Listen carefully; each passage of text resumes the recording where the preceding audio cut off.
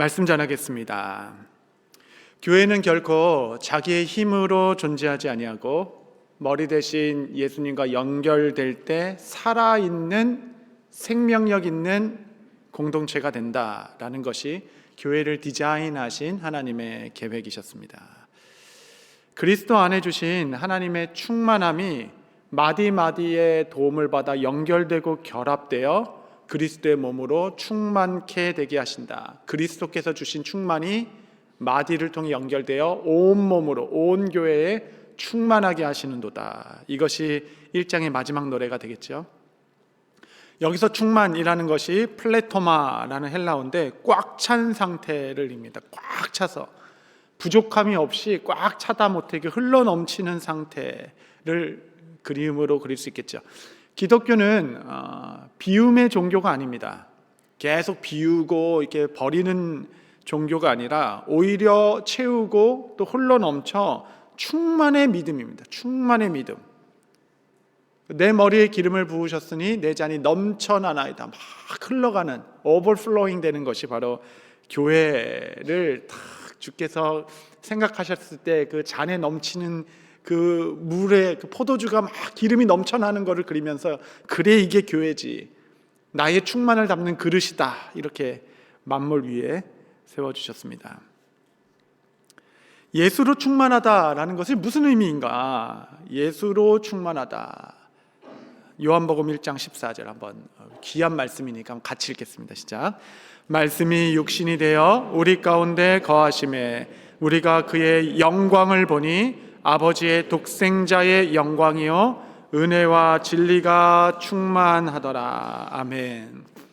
올해 40일 기도의 전체 주제는 영광으로 물든 교회, 예수의 영광, 예수 안에 담긴 아버지의 영광으로 우리가 충만히 물들자.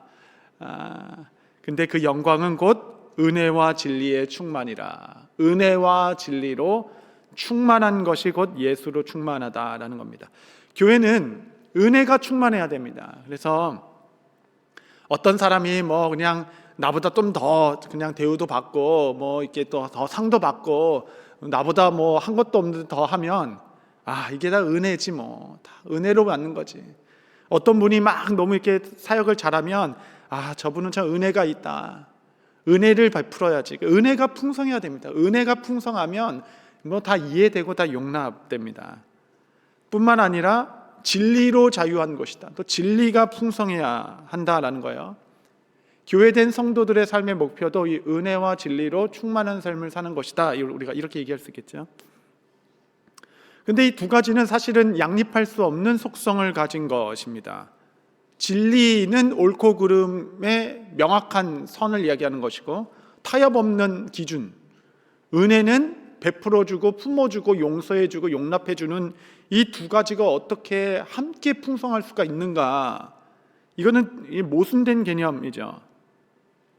그러니까 진리가 없이 은혜만 있으면 방종하고 은혜 없는 진리면 정죄가 됩니다. 그래서 정죄감이 많은 것은 은혜가 부족한 거고 방종이 많은 것은 진리가 부족한 거고 좀 이렇게 되죠. 이 상반되는 개념의 정답은 바로 십자가라 하겠습니다. 십자가. 은혜와 진리가 충만하게 이루어진 곳, 진리에 따라 하나님의 공의가 이루어졌으나 동시에 그곳이 하나님의 은혜가 풍성하게 일어난 곳, 은혜와 진리가 십자가에서 모순되지 아니하고 완벽하게 만족하셨다라는, 우리는 이것을 모순이라 부르지 않고 역설이라고 부릅니다. 역설. 진리가 선포된 곳에 가장 깊은 은혜가 세워집니다. 이게 역설이에요, 역설. 그리고 은혜가 선포된 자리에 또 가장 높은 진리가 꼽히기 시작합니다. 더 다른 단어로 하자면 교회는 십자가로 충만한 곳, 십자가로 충만한 곳. 은혜와 진리가 풍성하게 예수 그리스도 아버지의 영광으로 풍성한 것이다 라는 겁니다. 교회든 삶이든 똑같습니다. 이 십자가 충만이 없으면 허세가 들어가기 마련이에요. 허세가 탁 들어갑니다. 마음이 공허하면 헛바람이 불기 시작합니다. 사람들이 내게 얼마나 주목하는가에 관심이 가지기 시작합니다. 다른 데서 인정을 채우려고 하는 것이에요. 우리는 존재론상 비우는 사람들이 아니라 채워지지 않으면 견딜 수 없는 사람이기 때문에 뭐라도 채워야 돼요. 하다못해 그냥 먹는 거라도 채워야 하는 이 존재적 연약함을 가진, 결핍을 가진 존재가 바로 우리입니다. 그래서 모든 사람은 불안하죠. 존재론적으로 불안합니다. 이것은 나이와 상관없이 불안한 것이에요. 이 불안은 잠시 왔다가 사라지는 것도 아닙니다. 이게 만성적인 질병이에요. 평생 우리를 따라다닙니다. 겉으로 큰 소리 칠수록 내면은 불안한 것이고, 허세를 떨면 떨수록 불안함의 그 깊이는 더 깊다 하겠습니다. 늘 세상에는 뒤처지는 것 같고 누군가에게는 쫓기고 있습니다. 아니, 뒤처지면 쫓기지나 말아야지. 뒤처진데도 쫓겨요. 그것이 우리입니다. 특별히 문제가 있어서 그런 것도 아니에요. 이 불안과 염려는 예고 없이 어디서군가 불어와서 시도 때도 없이 내 마음과 생각을 들쑤셔 놓기 마련입니다. 이 불안과 염려에서 좀 도망가고 싶어서 필사의 노력을 하지만 백약이 무효합니다. 지금 이 세상이 가진 해답은 주로 열심인 겁니다. 열심. 불안할수록 열심을 내요. 그 열심은 과중한 책임감이 되어서 피로감과 소진된 삶을 살게 되고 주변의 소중한 사람들에게 어려움을 주기 시작합니다. 노이로제 환자들이 많다라고 하는데 그들의 공통된 특징은 과도한 책임감을 짊어지고 살아가는 자들, 신경과민이라고 할 수 있겠죠. 이러한 내면의 공허함은 세상에서는 뒤처지다 생각하나 늘 무언가는 쫓기는, 정말 앞으로 나아갈 수도 없고 뒤를 돌아볼 수도 없는 그러한 삶의 핍절함으로 이끌게 됩니다.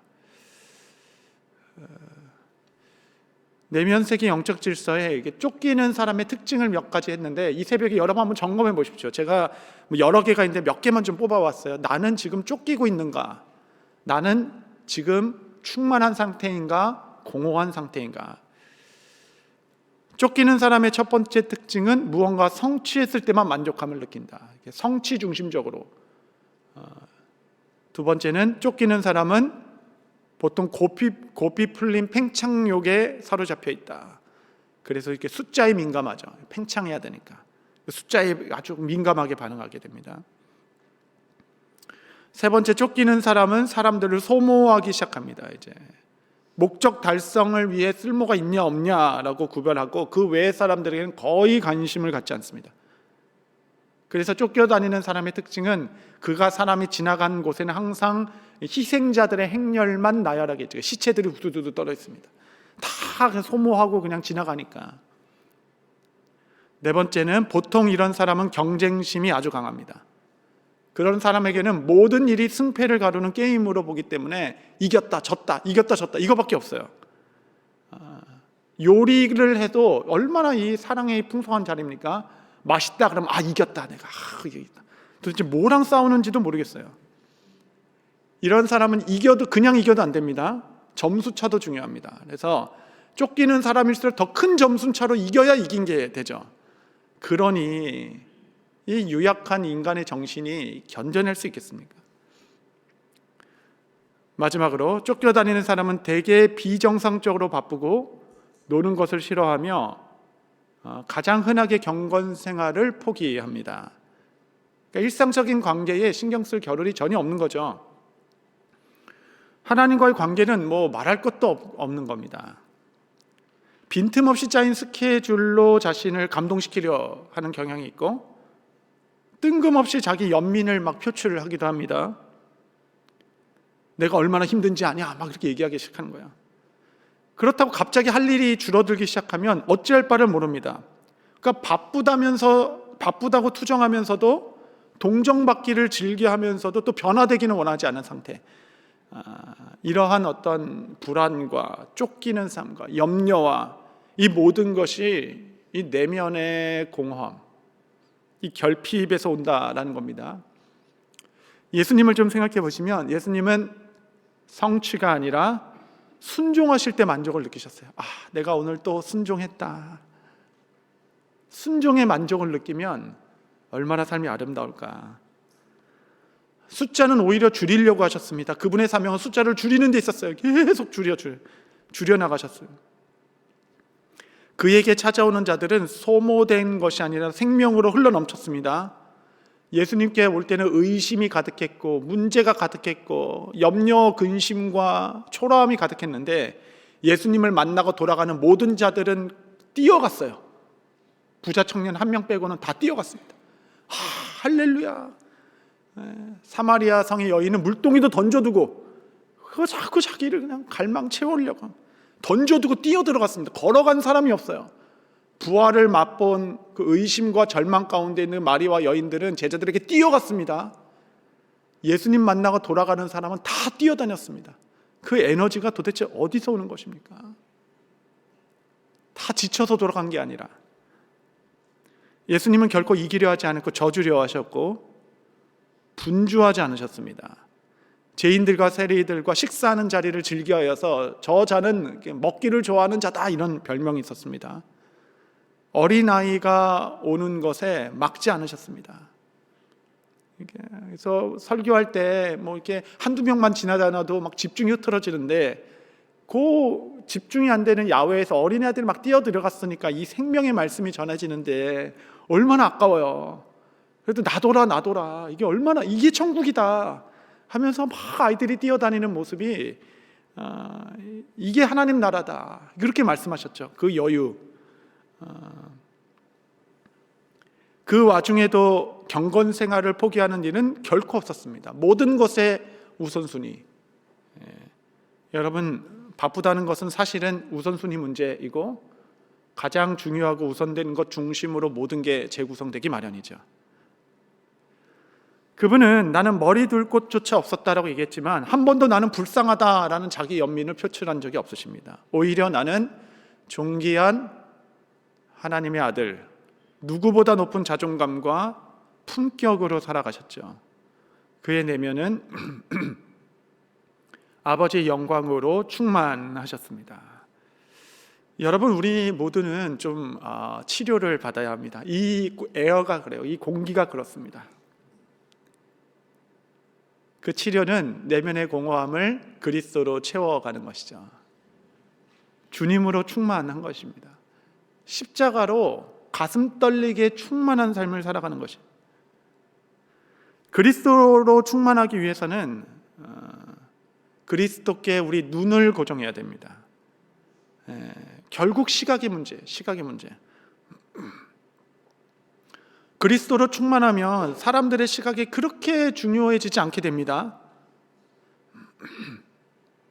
여러분 남들이 여러분을 어떻게 생각할지 너무 걱정하지 마십시오. 진리를 하나 말씀드리면 대개 사람들은 여러분의 삶에 크게 관심이 없습니다. 여러분 그게 진실이에요. 진리. 자기 삶에 다 바빠요. 예수로 충만한 삶을 사는 것은 예수를 바라볼 때 이루어질 수 있습니다. 하나님께서 우리 인체를 너무 신기하게 만드셨어요. 언제나 나의 마음은 내가 바라보는 것으로 충만하게 채워지게 되어 있습니다. 내 시각의 끝에 있는 것으로 내 마음이 채워지기 시작해요. 여러분 다 사랑해 보셨죠? 다 사랑해 보셨죠? 사랑을 하면 그 이제 자매나 형제가 가는 곳에 내가 자꾸 시선이 자꾸 꽂혀요. 자꾸 눈이 가. 그리고 어느새 그 자꾸 바라보면 그 대상이 내 마음에 딱 자리 잡게 되어 있습니다. 인정하든 안 하든 내 시선이 고정된 그 끝에 있는 대상으로 내 마음이 가득 차게 되어 있습니다. 그러니까 수많은 문제에 둘러싸였다 하더라도 결국은 나의 관심과 시선이 어디로 향하고 있는가가 모든 것이에요. 어려움 자체가 아무 장애 없이 여러분 마음을 채우는 것은 아닙니다. 여러분 눈의 끝에 있는 그 시선이 여러분 마음을 채우기 시작할 것이에요. 그래서 어느 상황에 있냐, 어느 문제 가운데, 문제는 항상 있죠. 그 문제를 바라보기 시작하면 문제로 가득 차게 되는 것입니다.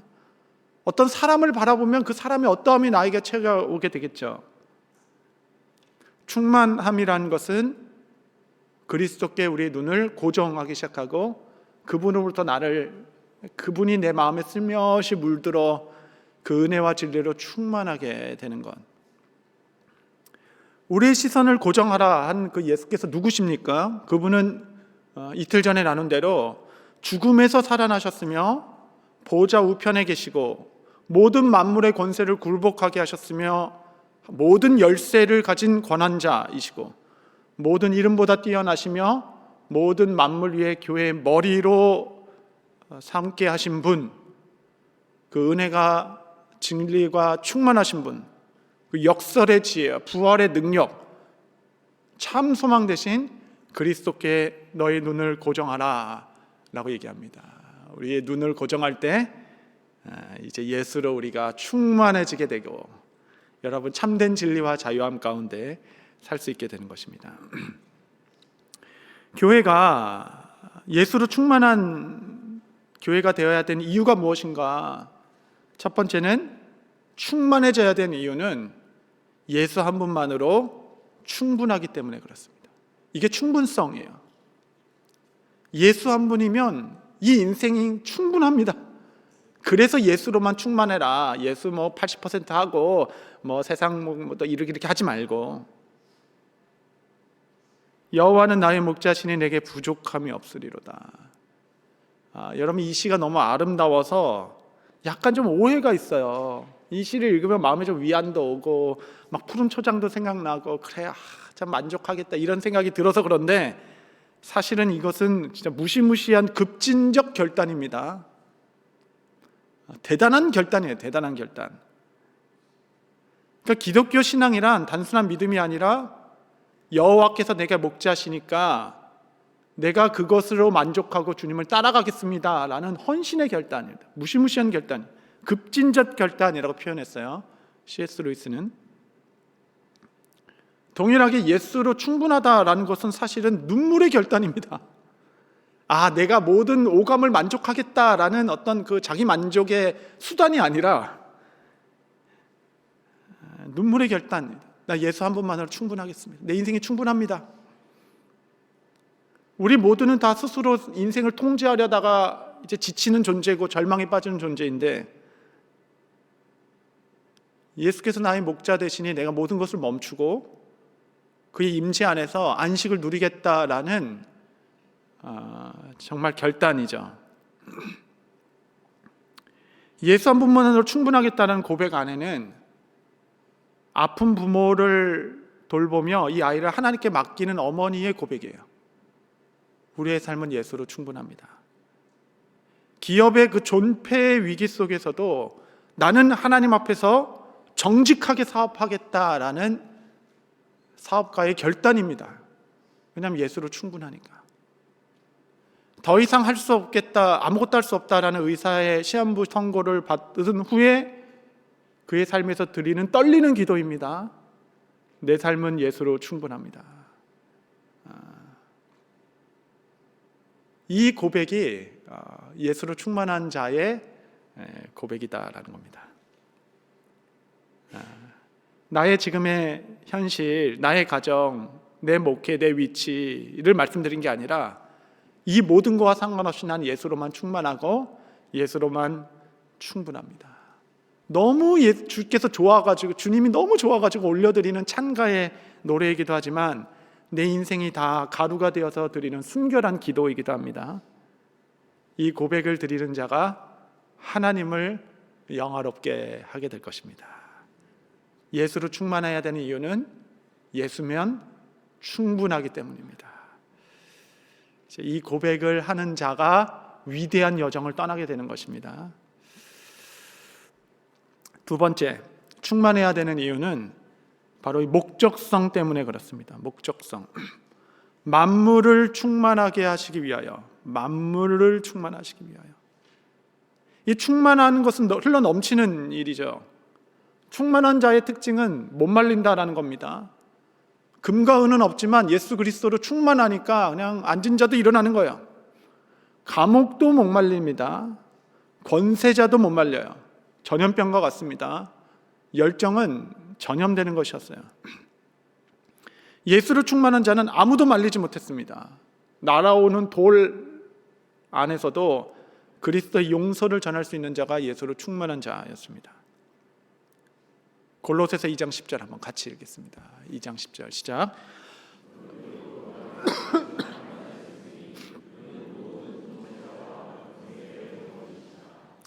예수로 충만하여졌다라고 얘기하죠.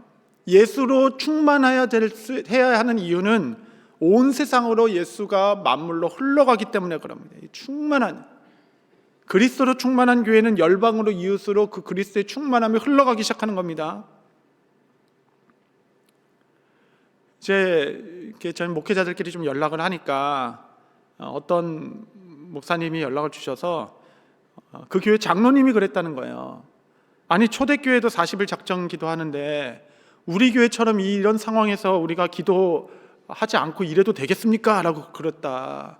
전화해서 이게 무슨 일이냐고 나한테 막 그러시더라고요. 그래서 이래저래 한다. 근데 이제 도저히 자신이 없다. 자신 없는 이유가 새벽이 자신이 없는 게 아니라 성도들이 이렇게 잘 끌고 나올까, 다 이렇게 다 끝까지 함께 해줄 수 있을까, 이런 자신이 없다, 이런 거더라고요. 그래서 제가 그건 저는 잘 모르겠고 한번 사회를 좀 재밌게 봐보라. 인사를 좀 재밌게 해보라. 그거 괜찮더라. 그것도 숨은 노하우 제가 하나 알려드렸습니다. 공짜로. 그러니까 무슨 일이든 전파되는 게 그리스도면 기뻐하는 것이겠죠. 지금 여러분은 어떠세요? 여러분 새벽 기도하고 일 갔다 와서 집에 와서 정신이 하나도 없고 정말 이렇게 살 수 있을까? 그냥 누우면 자고 일어나면 새벽이고, 이 일을 지금 저희가 하고 있죠. 저는 아무것도 관심이 없어요. 지금 눈 뜨면 말씀 준비, 이제 쓰면은 마이크 있으면 지금 설교 시간이구나, 누우면 자는 시간이구나. 아무것도 지금, 그러니까 우리 온 교회가 지금 시선을 복음에 지금 집중하고 있습니다. 그때 아무것도 하지 않았잖아요. 우리는 그냥 집중하고 주님 앞에 집중만 하고 있는 이때에 이 흘러 넘치는 겁니다. 우리가 이건 알리려고 하는 것도 아니고 흘러 넘치기 시작하면서 정말 그리스도로 충만하게 되는 것이죠. 교회의 존재 이유는 세상으로 그리스도가 충만하게 되게 하기 위한 통로이죠. 그러니까 이해가 되는 겁니다. 교회를 만물 위에 교회의 머리, 이거구나. 머리로부터 오는 충만함이 교회의 온 몸을 덮어하고 그 몸이 잔에서 넘쳐 흐르는 충만함으로 만물을 덮는 것이 하나님께서 그린 그림이시구나. 이게 이제 깨달아지는 겁니다. 만물 위에 교회의 머리로 두시고, 머리부터 마디마디마다 결합되어 온몸이 영광과 은혜와 진리로 십자가로 충만하게, 그 충만함이 흘러넘쳐 만물까지도 흘러넘치는 것. 예수로 충만한 교회가 되어서 열방이 변화되고, 가정이 변화되고, 믿지 않는 남편, 우리 자녀들이 예수의 충만함으로 흘러넘치고, 땅이 변화되고, 이 지역과 이웃사회에 그리스도로 충만케 되는 꿈이 있기 때문에 우리의 시선을 고집스럽게 그리스도께 고정하고 믿고 나아가는 것입니다. 그리고 세 번째, 그리스도의 몸이기 때문에 교회는 결코 그리스도와 홀로 독립하여 지낼 수 없죠. 예수로 충만한 교회는 단지 있으면 좋겠다라는 것이 아니라 우리 교회의 본질이라 하겠습니다. 말씀을 정리하겠습니다. 성도 여러분, 하나님께서 교회를 예수로 충만하게 하시겠다라고 말씀하셨습니다. 교회의 머리로 그리스도를 주셔서 결국 교회를 넘어 만물이 그리스도로 충만하게 하시겠다라는 것이 교회를 향한 하나님의 꿈과 비전, 여러분의 삶을 향한 비전입니다. 여러분이 가는 곳곳마다 예수로 충만하기를, 은혜와 진리로 넘쳐나시기를, 무언가 쫓기는 공허한 삶에서 멈추시고 나는 예수로 충분합니다 라는 고백 아래 나의 삶을 오롯이 주께 맡기며 구석구석 은혜와 진리로 충만하여 그 하나님의 영광으로 물든 열방의 복이 되는 교회 되게 하옵소서. 이 간절한 기도가 하나님의 은혜 가운데 이루어지게 되시기를 바랍니다.